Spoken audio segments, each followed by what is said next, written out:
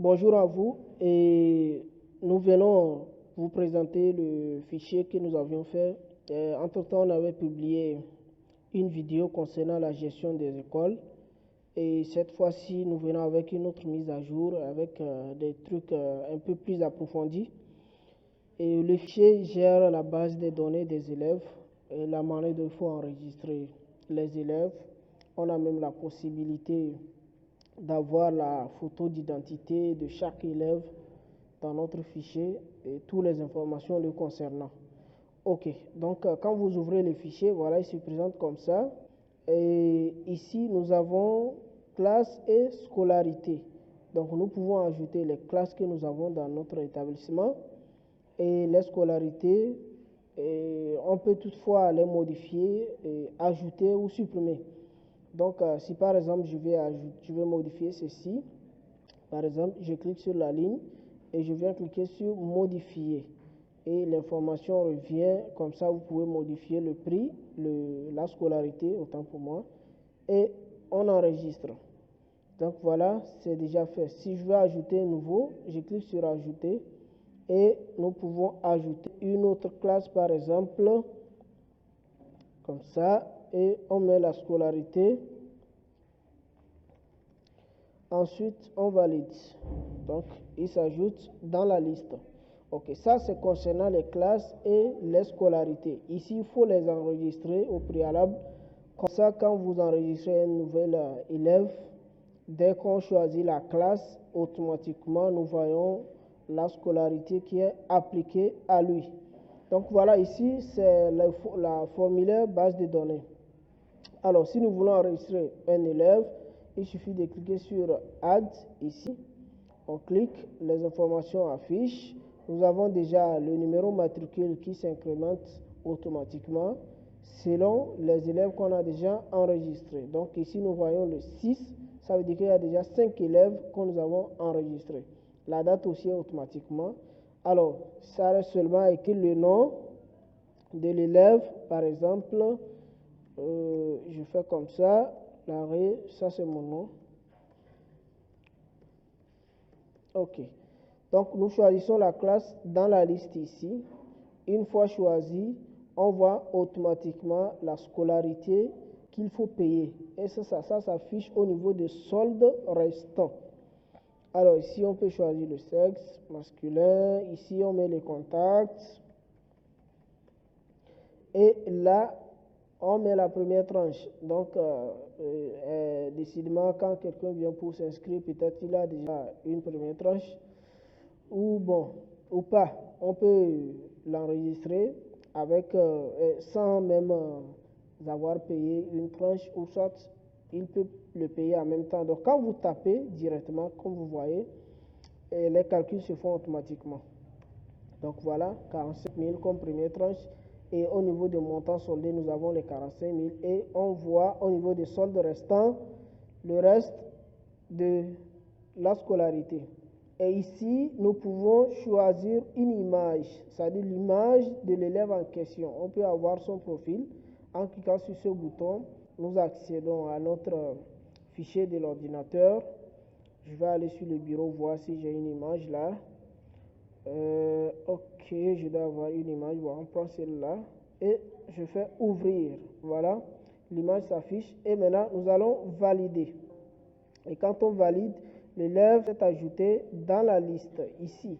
Mais là, quand nous cliquons sur la ligne de l'élève, automatiquement nous voyons toutes les informations lui concernant qui s'affichent en aperçu en haut de ce formulaire. Donc, vous voyez, quand je clique sur un élève, on voit son image et les informations lui concernant. Apparemment, j'ai utilisé beaucoup cette image. Donc voilà, c'est ça.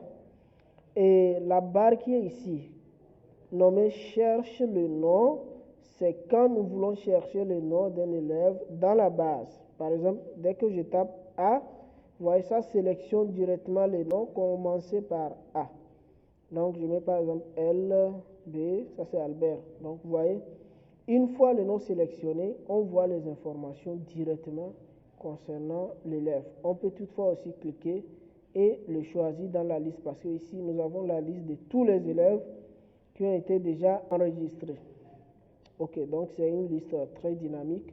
Et là, si par exemple l'élève revient pour payer encore la suite de sa scolarité, on clique, on cherche son nom, par exemple, voilà, on cherche son nom, c'est sélectionné dans la base, on clique sur éditer et les informations reviennent exactement. Là, on peut ajouter les tranches. Et ce qui est plus intéressant ici, c'est que nous pouvons faire directement, faire sortir les reçus avec ce logiciel. Donc, il suffit de, après avoir rempli les informations, vous cliquez sur générer un reçu. Vous voyez, générer un reçu. Donc, là, je fais oui et reçu généré avec succès. Cliquez sur OK pour afficher, sauvegarder le fichier. Donc, je clique et là, le fichier va s'afficher en format PDF qui peut être imprimé directement ou enregistré aussi dans l'ordinateur en même temps. Donc ici, ça traîne un peu parce que la machine est un peu lente. Donc là, le fichier va s'afficher, voilà. Il est là. Il va s'afficher avec toutes les informations de l'élève. Et le numéro de reçu ici est toujours son numéro de matricule. Donc quand on enregistre un élève, son numéro matricule est en même temps son numéro des reçus qu'on va faire à cet élève. Donc il utilise le seul numéro.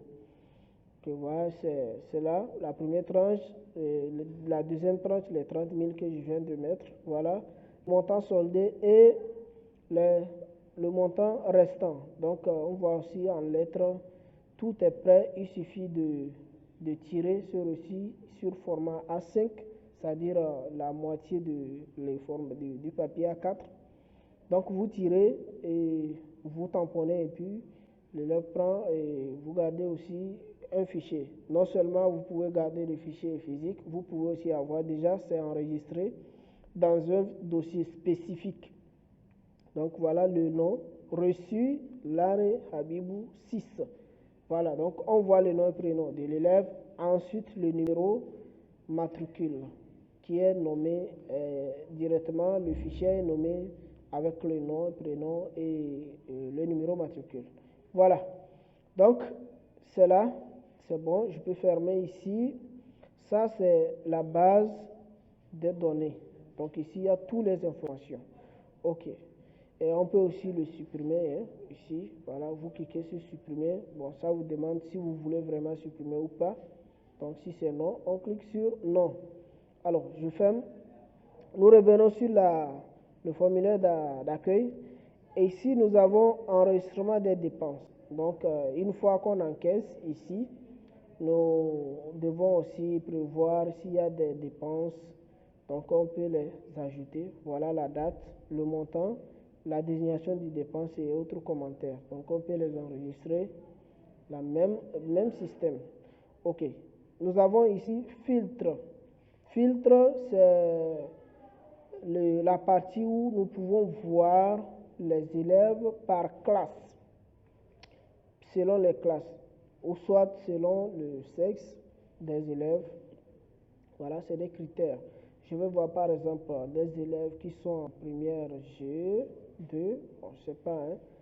Si je ne choisis rien, excusez-moi, ça veut dire que je veux avoir les élèves de sexe, les deux sexes confondus.